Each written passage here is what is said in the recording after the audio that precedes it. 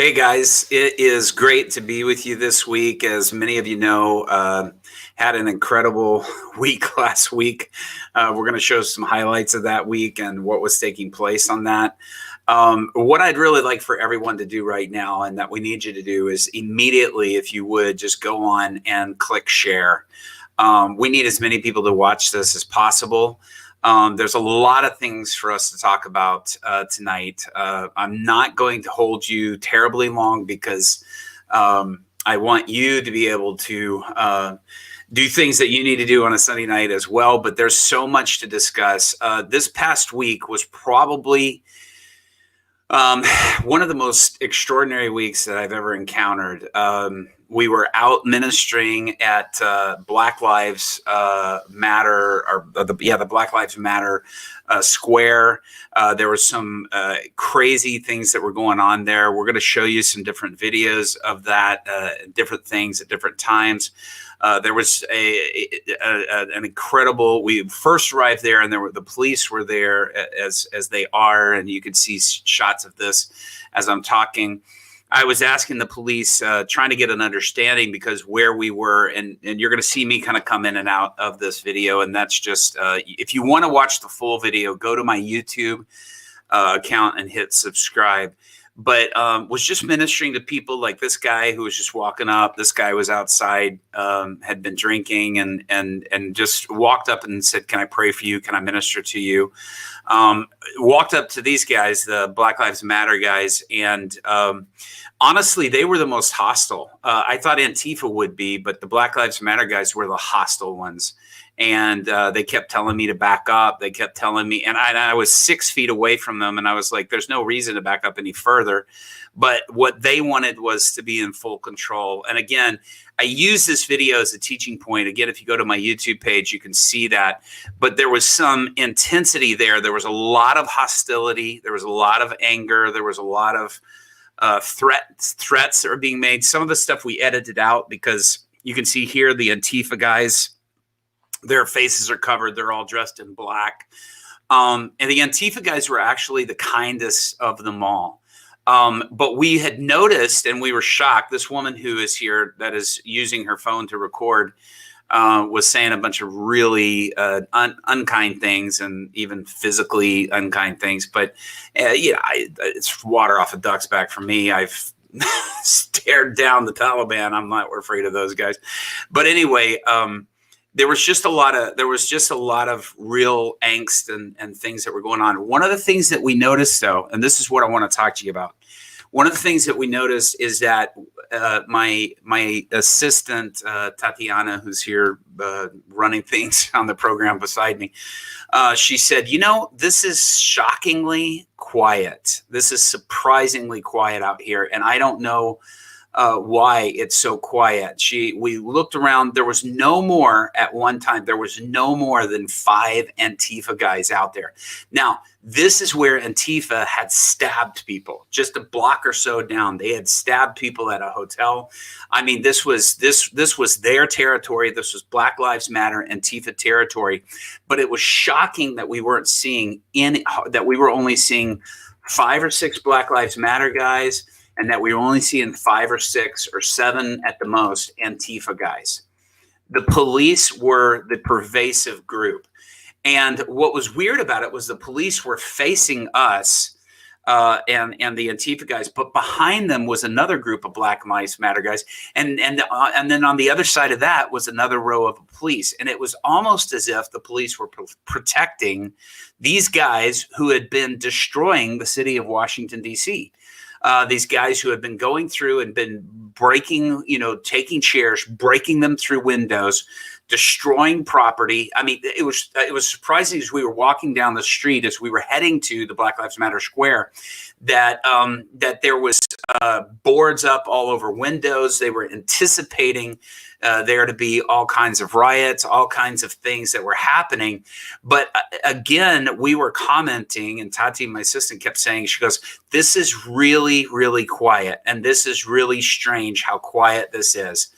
And I want to thank her for doing the videos that you're seeing. She recorded, but it was so crazy how just disturbingly quiet it was, and disturbingly calm that things were.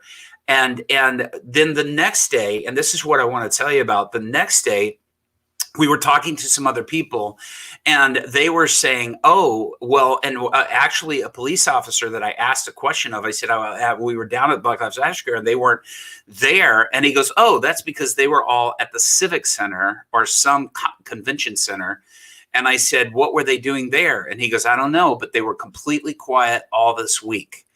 And then we found out later from another officer, he said, oh, well, they've been making plans. They've been strategizing.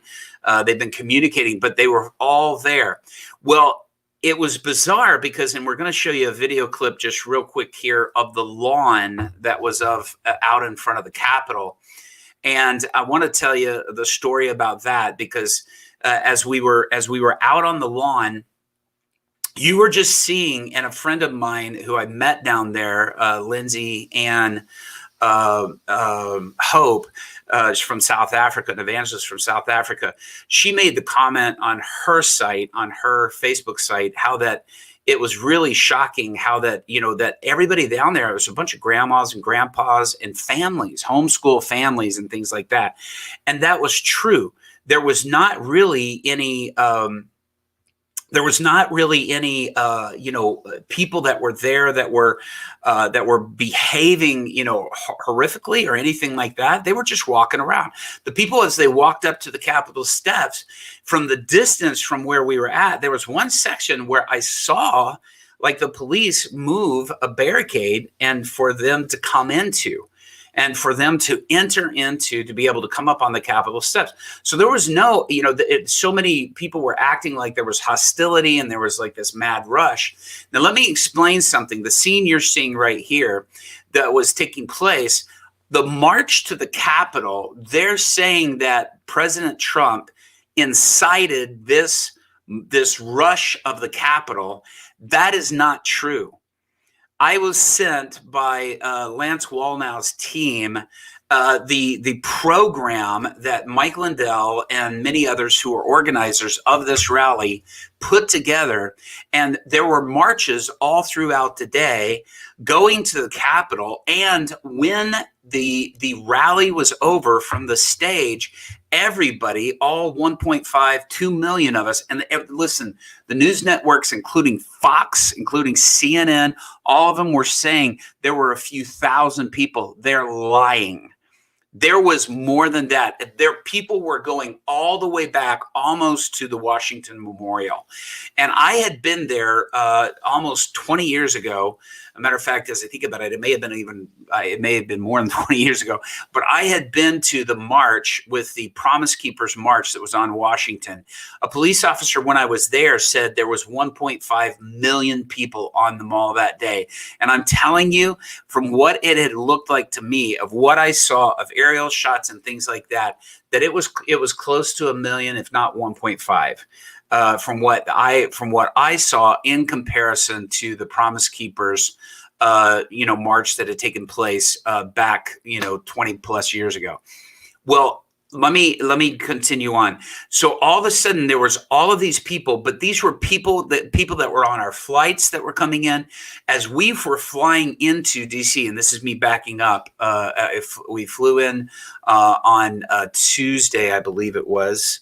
And as I flew in Tuesday, people were on my flight. There was a guy who was talking about flying weapons. He flew weapons into Washington, D.C. And I noticed these guys, I had been upgraded into first class. And I noticed that these guys that were there, they seemed to me like they were Antifa. This young African-American woman and this young classic Antifa skinny white guy were sitting together on the flight. They didn't speak to one another the entire flight. But as soon as we got to baggage claim, she asked him, and it was just me and her there because we got off the plane first. And she turned to him and she said, so how do you fly weapons like this here? And he said, he goes, it's easy from Dallas. And they were on the flight coming through New York from Dallas. He goes, it's easy if you check them in at Dallas. And I noticed they were on the previous flight too. He said, all you have to do is make sure the ammo is separate from the gun, and you can bring anything in you want, pretty much. And so I was like in shock when I was hearing this conversation, and I was like, who's bringing weapons into DC this week? And so they were beginning to talk, and they were talking about meeting at this convention center. They were talking about they were going to get the game plan. I was hearing all this while I was at baggage check, and I remember thinking the whole time that this is just ludicrous and this is crazy. Now, let me tell you something.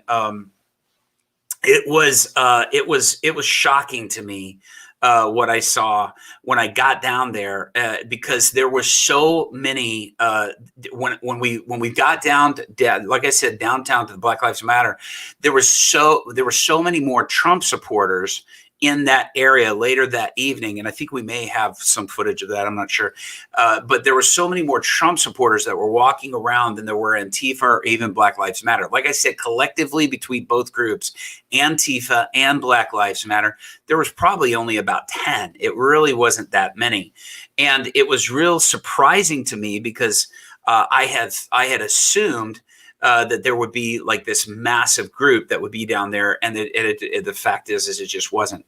Now, what I want to tell you is this. As we were down there, you had a couple of guys that I remember that came up and started trying to incite some of the Antifa guys. And what I noticed is as they did that, there was a sense to me of it wasn't just because they weren't being hostile. The Antifa guys weren't being hostile to anybody else other than these particular these particular MAGA guys. But these MAGA guys to me felt like, and you could see even, sorry, the picture I was wanting to show was right there. You could see in that one shot, there's a guy that even has a black helmet on. If we could pull that back up just a minute. If you look at the picture right sort of in the center of the screen, there's a guy there, and let's pause it when it hits the guy it shows the guy with the helmet right there. You see a guy in the middle of the screen with yellow on the back and a helmet on. That guy particularly, all the Antifa guys were wearing those black helmets, and they were wearing the body armor. That's kind of how you knew they were Antifa. Now, I'm telling you that story to explain something here just a minute. What was taking place was that as we went to the plaza, as we went to jumping back now to the Capitol, as we were at the Capitol, and we were there on the Capitol, and there were people talking about rushing the stage. There were people that were rushing, that were going up there. The people that were leading were not regular MAGA people throughout the president's speech. And I've seen videos of it. You know, we were kind of at a distance at part of that, and most of the people I've talked to and heard eyewitness things of it, there was a distance. There were insiders that were wearing MAGA caps, that were wearing Trump wear, but they were heckling, and they were heckling the president. They were heckling other, but especially when the president got up, they began to shout out things and began to create a stir that was starting to happen. As everybody left there heading to the Capitol, and as we went up to the Capitol, now you got to understand, before reaching the Capitol, we were walking around with a sound system, a portable sound system. And I was open air preaching. Again, if you haven't seen the footage, you can go to the link. You can see the footage of it. It's on my Instagram. It's on my Facebook page. You can go watch this of me doing open air preaching. And you have to understand, let me pause to say, I love open air preaching. This is totally off topic by saying this, but so many people get nervous by it, things like that. I get there's like an adrenaline rush that hits me. I'm built for it. And a matter of fact, when if every now and then I don't hit something that is kind of on the risk, on the edge of something that's kind of just out there, it can be a little bit of a downer for me. So this was a thrill for me because I had these blessed brothers and sisters that had this sound system. They recognized me and they're like, "Hey, we got to get Robby Dawkins over here and have him preach. Handed me the mic and they said, Robby, preach the gospel, share whatever you want to share, say whatever you want to say. And so we were walking around and I was preaching and I was saying, you know, the transformation of our nation doesn't sit in the Capitol building. It doesn't sit in the White House. The transformation of our nation sits enthroned on the hearts of men when they accept, men and women, when they accept Jesus Christ as their Lord and Savior. And so I was making this call all throughout in the background. We were hearing the sort of roar of the crowd, and we were hearing, you know, like something was happening, something was generating. And so we then moved closer, you know, because we wanted to go in and we wanted to hear more of what was taking place. And as we got a little bit closer to the steps, like I said, we could see that there was an opening made. Later, my friends and I who were there went around to the corner, and it looked like they had this like plastic fence that was there, that was stretching plastic fence, and it looked like and my friend who was with me, who works for a news media, he says they broke through that. Well, I walked over and I looked closely at the fence, and I could tell that it was not really broken through, that it wasn't torn, you know, because if you tear plastic, it stretches for a little, but you could tell it had been cut. And yet there was all this ATF by that time. There was all these people that were coming in to try to regain control that you began to see sort of come through. And yet none of them were guarding or protecting that. You could freely walk in, and there was no real resistance that was seeming taking place. Now, what I saw was next blew me away as we were going up by the Capitol steps. All of a sudden, these two guys who were in the crowd wearing MAGA hats, all of a sudden they had black suits on with white shirts and black ties, but they were young. And I remember I paid attention to these young guys because I was like, something is off. And with everybody that I talked to who was there were certain people that you could tell things were off with. And these were the people, and I really think it was just discerning, you know, who was the Antifa guys, who were the insider people, the ones that were inciting the things.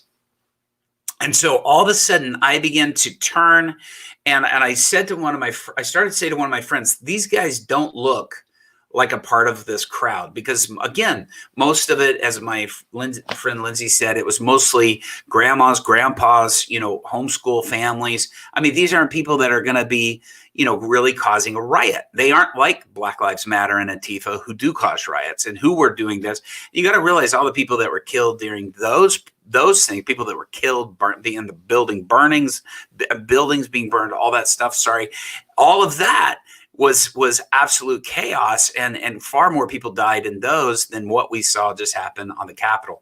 But what took place next was all of a sudden these guys with the black suits and the white shirts, they grabbed the barricades, and the barricades were just directing traffic.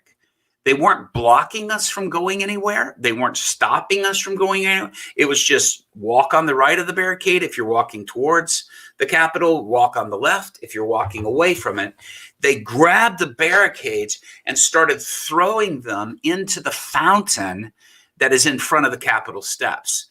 And they're just grabbing them and throwing them. And I said, what are you doing? Why are you doing that? And a bunch of people started hollering, why are you doing this? Why are you doing that? And one of them pointed out, one of them said, are you the guys who built the gallows?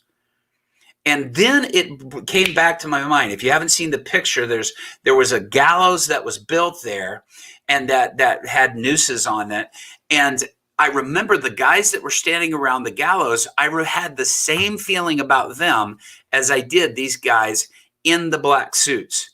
And I reached up and I touched one of the guys in the black suit as he was going to walk by and throw the barricade into the fountain. And as I did, I felt body armor on. And immediately I knew this is Antifa. because Antifa, as we showed you in the picture, and if you look through the videos that are on my YouTube, go to my YouTube, subscribe to the YouTube. You can take a look at the video. You can see it for yourself. There's also other videos that we have up there. And then also on the Facebook and Instagram, they're all on there. You can see that. But immediately when I felt that body armor, I was like, this is Antifa. This is Antifa.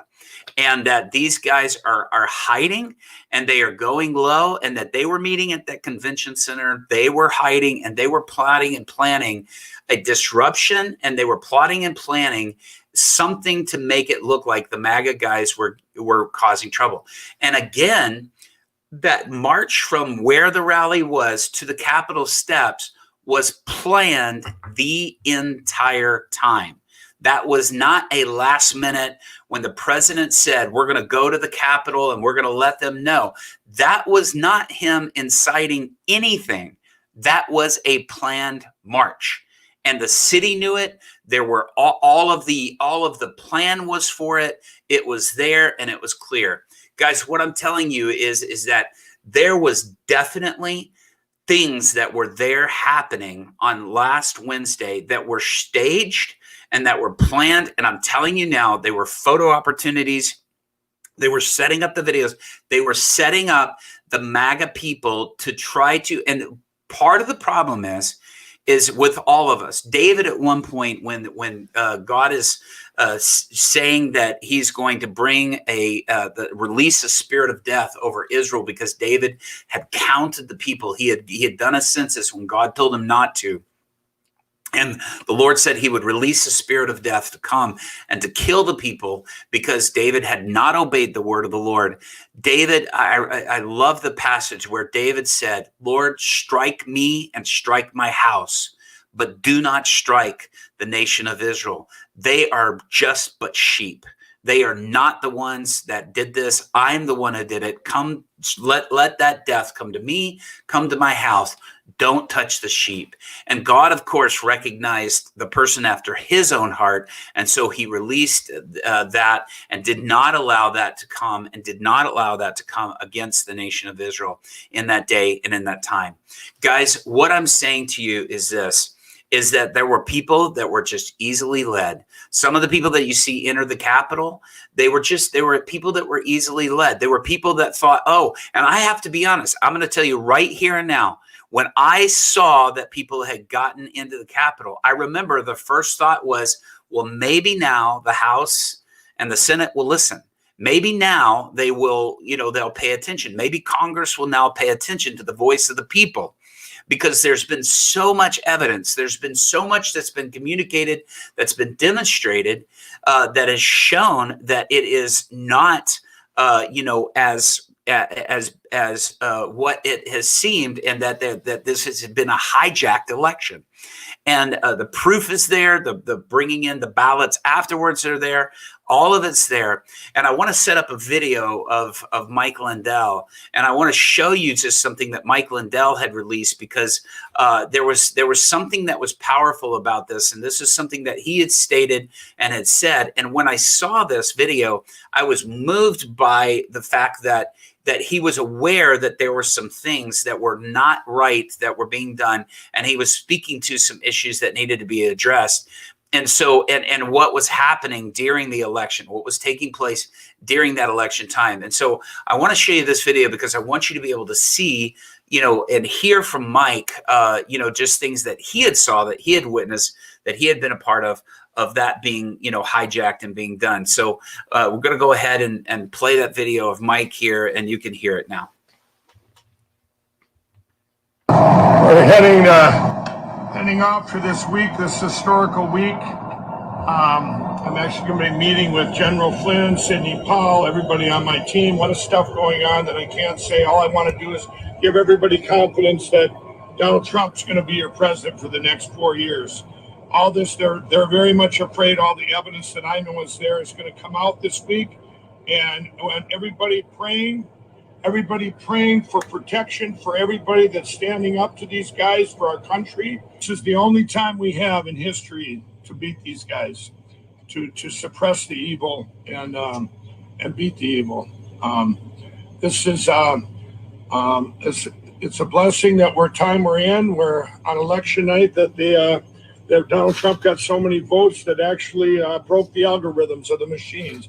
This is all going to be revealed. If that hadn't happened, if all of you hadn't voted in our country, if we hadn't all voted and because of this great president, those algorithms would not have broke, and we wouldn't be sitting here talking right now. We would all went to bed. They would have been over in the morning, and but because he got 6 million more votes than what they expected, which is close to 80 million.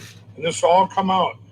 Biden only got 68 million, if that. I mean, you're going to see all these things. I'm heading out now from Minnesota, and I'm going to keep you all updated. We're actually going to do a filming. I'm going to get something filmed when we're presenting all the evidence so that you all can see this. I want America to see what I've seen, all the evidence, because this isn't something where we can ever get complacent on.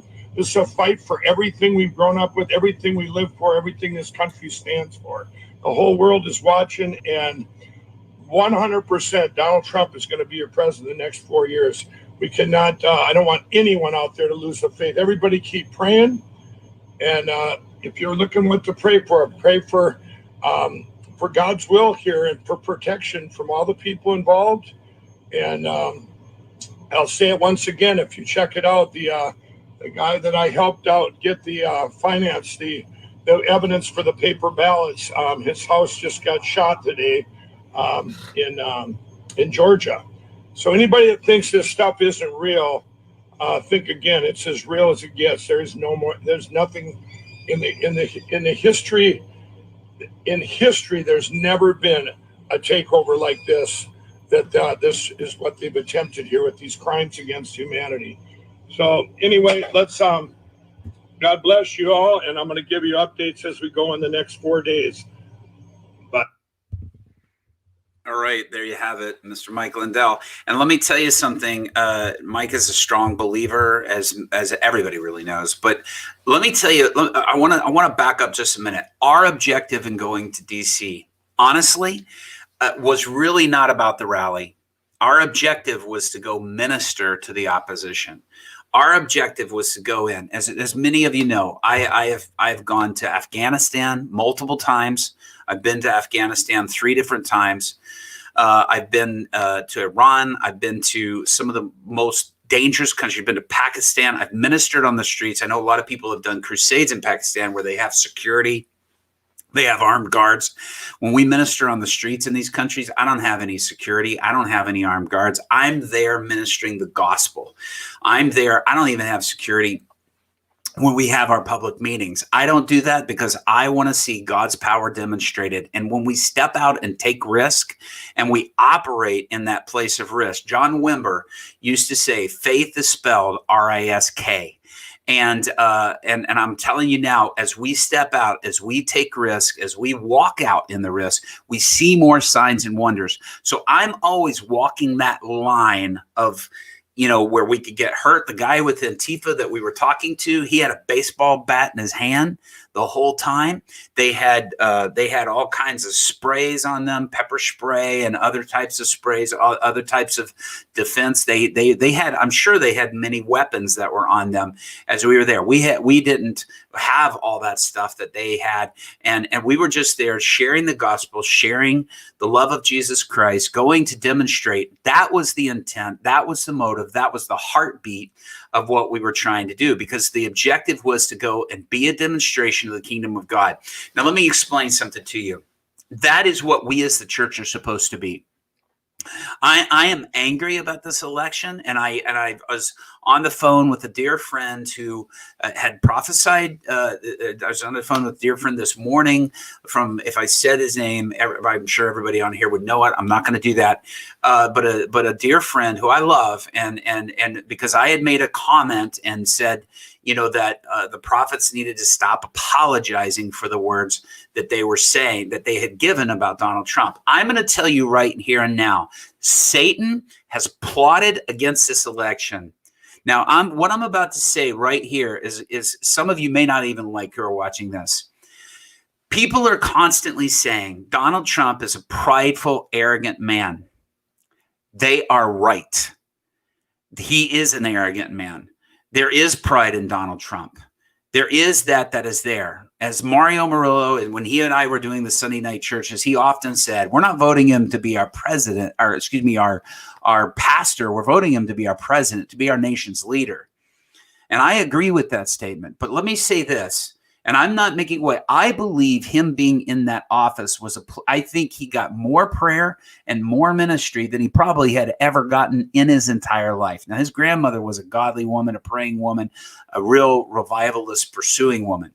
But I'm going to tell you right here and now, that probably set Donald Trump up to be our president, to have receive some of the most powerful ministry, where every month he had pastors. I know many of the pastors. I've talked to Paula White about this, and lots of my friends have gone in and been a part of it. Brian and Jen Johnson have gone in to pray for them. My friend David Harris Jr., as well as Guillermo Maldonado, and many, many others. Michael Lindell. I could go on and on. Many friends that have been invited to go in there and to be pray for the president.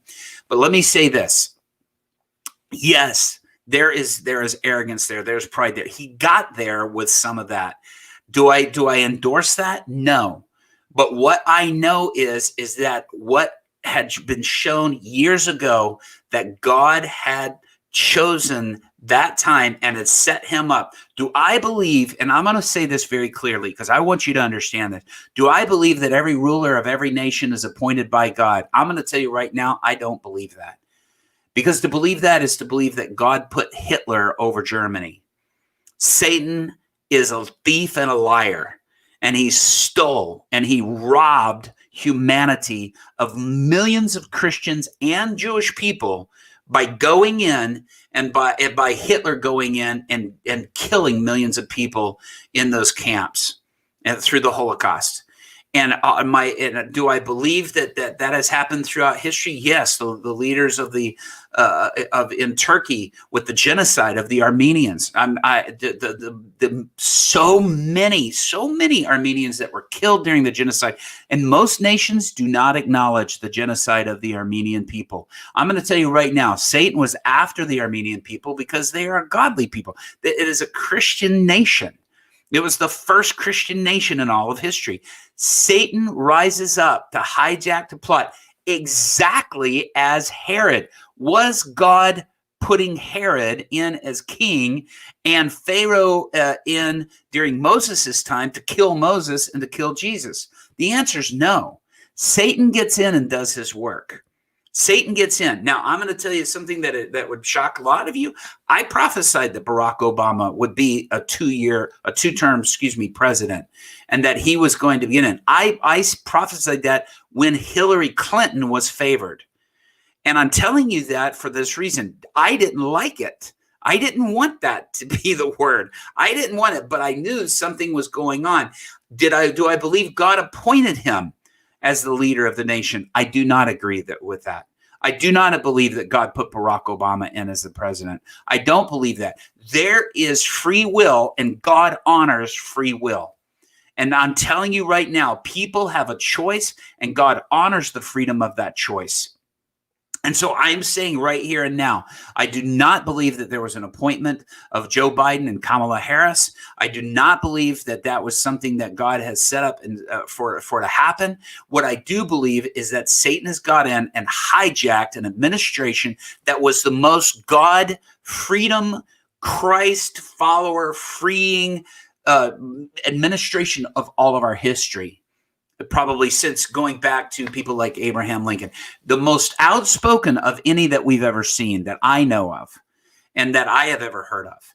And I really believe that that's the case. I believe that he has been the greatest leader in that. Do I like his mouth? Do I like his tweets? No, there's a lot of it I don't like. There's a lot of it I don't agree with. Matter of fact, I had a hard time at first believing that I could vote for him. But then when it came down to it, I was like, I have to vote for life. I have to vote for what is going to be God. And he was speaking things of fear of the Lord. He was saying things that were fear of the Lord. So what am I saying? What I'm saying is I do not believe that this was at all, and there's friends of mine even that have prophesied and said all this, and somebody just posted that the Dominion software was part of it. Absolutely, it was a part of it. Do I believe that the Dominion, is it named that for a reason? I do believe it's named that for a reason. It is a demonic attack. I have a video where that there is a witch that was on Tucker Carlson, and maybe I'll show it next time that we come on here, that was on Tucker Carlson that had been pronouncing. Now, what makes me angry is as they're showing this witch, she's a beautiful young woman, and she's talking nice, and she goes, oh, I'm just trying to stop the president from doing these terrible things and that are going to, and I don't want him to hurt people anymore. Let me tell you something, witchcraft, it'll kill you. Witchcraft is evil. Witchcraft is wrong. It is horrific, and it is something that is abominable and before the eyes of God. It's horrific. But let me explain something to you. They try to put a good face on this, and I'm telling you that was a part of all this. Not because I saw it or because I'm aware of particular people being involved in witchcraft. What I know is what I felt in my spirit. I heard a spirit realm, and a friend of mine from Cincinnati, a young man named Micah, who's a real prophetic young man, was sending me messages earlier this week saying, could you feel things stirring in the atmosphere? Could you feel spiritual battle? Yes. For sure, there was a spiritual battle that was going on. There was a spiritual opposition that was taking place. And I just want to tell everybody here, there was a spirit war that was happening. There was a spirit war that was taking place. The enemy was inciting and stirring. Now, let me say this. I'm going to come back to saying some of this, but I want to tell you something. I believe with my whole heart, and yes, I'm seeing some people saying that Kim Clement had prophesied that he would be a two-term president. And I'm telling you right now, one of the reasons why that I said prophets stop apologizing is because there's still the possibility of him being a two-term president. There's still a possibility of him being a two-term president by the 20th. I mean, God only knows what can all happen and take place. But I'm telling you, I know that it can take place, that it can happen.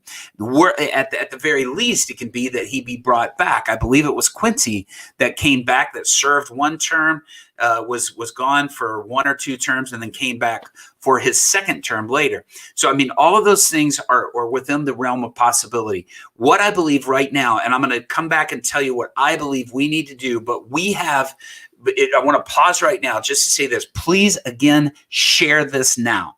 I want people to see these things. I want you to hear firsthand account that you need to understand what is happening. But listen, we are coming together with an event that's going to be at the end of March, and we are calling this event Unstoppable. Now, let me tell you something. We're going to show you a little video here in just a second that's going to demonstrate this. But there has been a plot and a plan of the enemy to stop the church, to shut the church down, to block the church.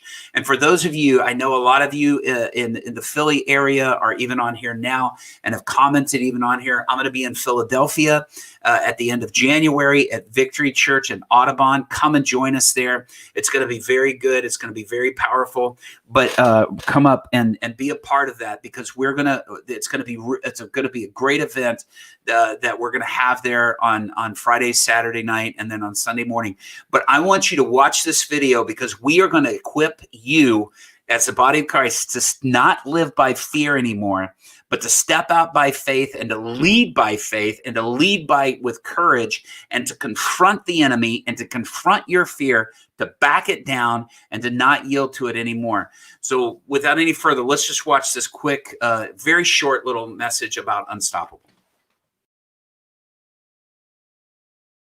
At the end of March 2021, we are doing a conference called Unstoppable. It's going to be right here in the Dallas-Fort Worth area. You do not want to miss it. It is going to be so powerful. We're going to be doing it at Sojourn Church, and I'm telling you, this is a time for us to step up and be equipped to be the church that Jesus builds. I have been all over the world, ministered in 72 different countries. Never before have I seen the world try to shut down the church and declare us non-essential. It's time that we change that. And 2021 is our year to change that.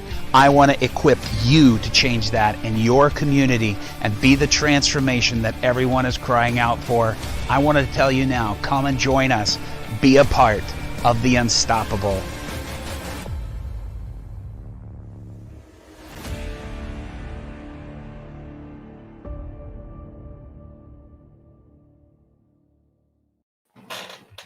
Amen. You can go to our website and you can sign up for that. We're also going to put a link here for you to sign up for it. Guys, let me tell you something right now. There's still the attempt to shut down the church. Now, let me explain to you what we need to do, how we need to respond. We've said it on here over and over and over again. But there has got to be a voice that we as the church speak up and that we don't stay silent. You've moved into a place of quietness, and we've moved into a place of being docile at times. One of the things that disturbed me was how that I was seeing the voice of the MAGA crowd being hijacked by the enemy that was coming in to distort people that loved freedom, these true patriot people that loved freedom, that loved, everything that we were there standing for, that we were about.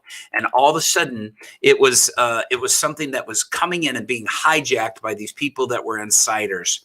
Guys, let me tell you, God is not pleased with that. And it is something that I believe is an affront to him. But I believe how we respond, our weapons of mass destruction, our love, joy, peace, and us being enduring and us persisting.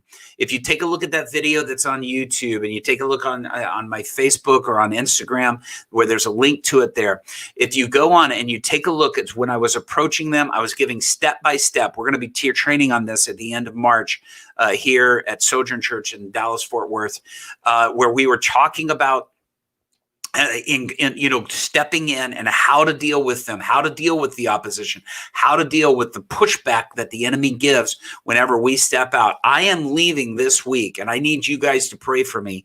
I am leaving this week to Central Asia in the Middle East, and it's a very dangerous country, to go and to train underground church leaders. I need your prayers. I need your help with that. And then as we proceed with this event coming up in March, I want to train and equip you. We also have a trip coming into to Israel. We're going to be working in Tel Aviv, and we're going to be doing a tour throughout Jerusalem, but we're going to be ministering in Tel Aviv, ministering to Muslims. We're doing a training on how to reach Muslims. I'm telling you right now, there's a plot and a plan to see this country infiltrated with radical Muslims. You and I need to know what they think, how they process. We also need to know how to bring them into a relationship with Christ, because rather than them coming and infiltrating and causing hurt and damage to our nation, I believe God wants us to turn them into infiltrators back into their Muslim countries to present the gospel. What the enemy has meant for evil, God can turn around for good. What the enemy has meant to come and to attack us and our freedom and our liberty, God can turn into good. And we need you to be equipped in doing that and stepping out. When we went to Washington, we went there with love. We went there with compassion. We went there with care. We went there motivated. As Paul says, the love of Christ compels me. It compels me to go places I don't even want to go. It compels me to talk to people I don't even want to talk to. It compels me. It compels me because the love of Christ so fills my heart. Why would I go to some dangerous nation this next week? Why would I go to some crazy? Because the love of Christ compels me. And the love of Christ needs to compel us to step up our game and to pursue people with his love, we cannot see people as the enemy. The Democratic Party is not our enemy. Are they working on the wrong side? Yes. Are there Christians that are with them? Unfortunately, yes. But they are not our enemy. They are our opportunity to demonstrate the kingdom. And for us to step up and to step out with the love of Christ and do a demonstration on that. I know there's a lot of people that don't like me saying that. I really don't care. I'm going to speak the truth to you. Because you know what? I may stand before you with your disapproval, but you know one thing I'm not going to do? Stand before God with his disapproval. I'm not going to do that. I'd rather hear you say boo and nay and that you don't like and hit the dislike and unfollow me. Go ahead. I don't care. I don't want God hitting unlike. I don't want him saying, I don't care for what you're saying and what you're doing. So we are motivated by that, by love, and compelled by love. And let me tell you something. Some of the very things that we're going to do right now is what I want to encourage you in stepping out in.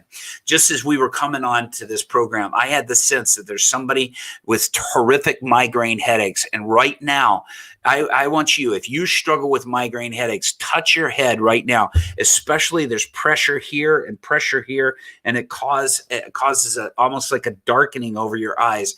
There's a spirit that is on you that God is about to break off of you if that's you. And by the authority of Jesus Christ, I come against that spirit. It's almost like a blinding spirit. It's a spirit of darkness. We break the power of that darkness by the authority of Christ. I command that to leave now. In the mighty name of Jesus, be released and be free now by the authority of Jesus Christ. Be healed.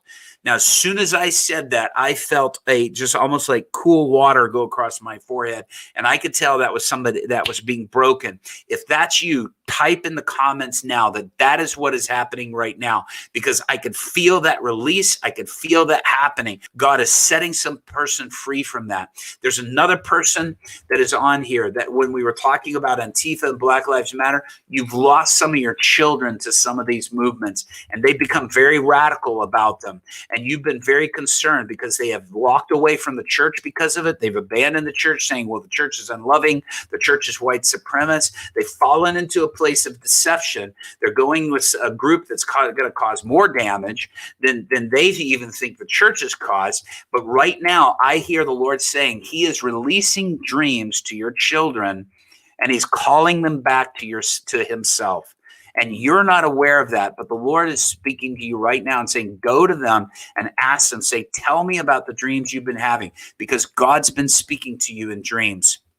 And I feel that for somebody right now. The name Eric is coming to mind. And I don't know if that's for the person Eric listening, or Eric is one of those young people that has gone into that place of deception, that is a child or nephew or niece. Anyway, right now, that spirit, God is dealing with that in them, and their dreams and visions that he's releasing to them. There's a woman that is on here right now, and you're married to a Muslim man. And you've been praying and you've been asking God to penetrate his heart and to transform his heart, and for him to walk away from Islam and to come back into a place of truly understanding Jesus. He's not walked with Jesus. When I say come back, that's not the right wording for that, but that God is going to begin to release to him. I saw you laying hands on him and praying for him in the middle of the night, and the Spirit of God coming on him. I saw visions and dreams being released to him, and angelic visitations. And I hear the Lord saying that there is a release of the Spirit of God that is coming over him, and that is going to begin to call him back and call him into a place where he knows he's supposed to be. He has felt God's presence when you've talked to him and prayed for him before, but he has not yielded to it because of the training and the conditioning that he has received from Islam. But right now, there's many of you. There's also a woman watching right now that you have had a heart to reach Muslims, and you've been saying, I don't know how to do it. I don't know how to talk to them. I don't know how to communicate to them. And I hear the Lord saying to you right now that he is going to give you the words in the moment. You're saying, God, give it to me in advance. And God's saying, no, as you go, I will show. As you go, I will show. As you step out, God will show up, and he will speak to you in the moment what you're supposed to say. He's going to give you words of knowledge for them. He's going to give you understanding of how to reach their heart, how to touch their heart. Trust me, I've done this in some of the most radical Muslim nations of the world. And I've seen God show up and move in power, and he's going to do the same for you as you go and step up.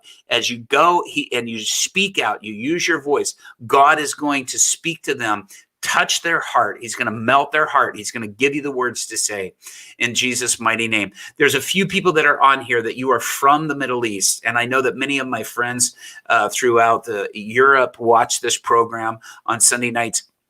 But there are some of you that are currently that you're dealing with. You're in a place where there's some very, very heaviness of Islam that is in your area, and that you're from the Middle East, and that you've really had a struggle with going and approaching your parents and sharing with them the gospel. You want to, you love them, you care about them, but it's been a real struggle for you. And I hear the Lord say, now is the time. You've got to take the risk in order to see the transformation come. Many of the Iranians that I've trained over the internet, that I've trained during this shutdown and giving them training on reaching out, I have given this word to, and so many of them have gone and shared the gospel with their family, with their friends, and they've ended up coming to Christ as a result. One particularly young man that is a part of one of a group that I've been meeting with went to his family, and he began to share with them the love of Christ, and began to share. They had mocked him, they had been cruel to him, but all of a sudden, as he began to speak to them, something began to touch their heart, and they began to change and transform. God is calling you to do that, and there's going to be a release of the Spirit as you do. One more quick thing in the physical healing. There's somebody that you have had a severe damage in the sciatic nerve, and there's a lot of pain. It even wakes you up in the middle of the night. There's a sciatic nerve issue right now. The Lord is, there's going to be a shift in your disc or in the vertebrae in your lower part and in your hips. It's going to shift, and there's going to be a release and the pressure taking off that sciatic nerve. It's going to happen now. You're going to begin to feel heat in that lower part. It's going to feel like water rushing through the lower part in that hip region. Right now, that's being released to you. And Father, in the name of Jesus, I command those bones come into alignment by the authority of Christ. I command that to be released in the mighty name of Jesus, and for that release of that sciatic nerve to come, and for that pain to melt away now, in Jesus' mighty name. I just hear the Lord saying that you're going to have the best night's sleep. If you guys relate to any of these things, please post it in the comments here so that we can know and we can pray. And I'm seeing many of you do that now. We are praying for you. We are blessing you and loving you, and just releasing to you just God's presence and God's power. Guys, let me tell you, I'm wrapping up now because we want to, as I said, I want to keep this program under an hour for you, but I want to tell all of you how much I appreciate your prayer. Again, pray for me this week. I'm going to a nation in Central Asia and need your prayer covering, need provision, and need to see God show up and bring and equip a lot of the underground church to see transformation by the authority of Christ. And I want to just thank all of you for your support, those who have mailed in support, those who have sent financial support. Please continue to do that. We'll put our link in here for you to be able to contribute and to give to that. We need your help and your continued support in that so that we can continue on with the ministry God has called us to, and setting up these schools throughout the Middle East and training them. Listen, guys, God has an amazing opportunity for us. This is now our time. Do not be discouraged. This is where we look to Jesus, the author and the finisher of our faith. We look to him as the King of Kings, as the Lord of Lords. We put our eyes on Jesus. Come and join us for that Unstoppable Conference at the end of March. It's right there that you can see right now. Click on that link. We'll be posting links for you to register on there tomorrow. Go to my website, robbydawkins.com. Sign up for it. Get friends to sign up for it. Come as a group. It's going to be an incredible equipping time. We're going to have a special guest there. Not going to tell you now who it is, but it's going to be an incredible time. You're going to want to come and hear him, though. I can assure you of that. God has so much for us, and this is the time for the church to be that unstoppable force that he's called us to be. I love you guys. I appreciate you guys, and I just want to thank you for joining us here as often as we can. Again, I'll be out for the next 2 weeks, so I won't be able to do this from the location that I'll be in, the part of the world where I will be, and so I apologize, but we'll come back and we'll do one as a follow-up later once we do. But guys, listen, step out this week, share your faith, be bold, don't back up, don't be apologetic if you've supported the president. Now is the time for us to anticipate and to see an incredible, miraculous, great breakthrough. Share this program. go to our YouTube account and subscribe to there. There's some amazing equipping tools, and God bless you as you go out to your community and you go to be the hope of the world. Christ in you is the hope of the world. God bless you guys. Thank you for being on this program, and we'll catch you the next time. And I know you're going to be an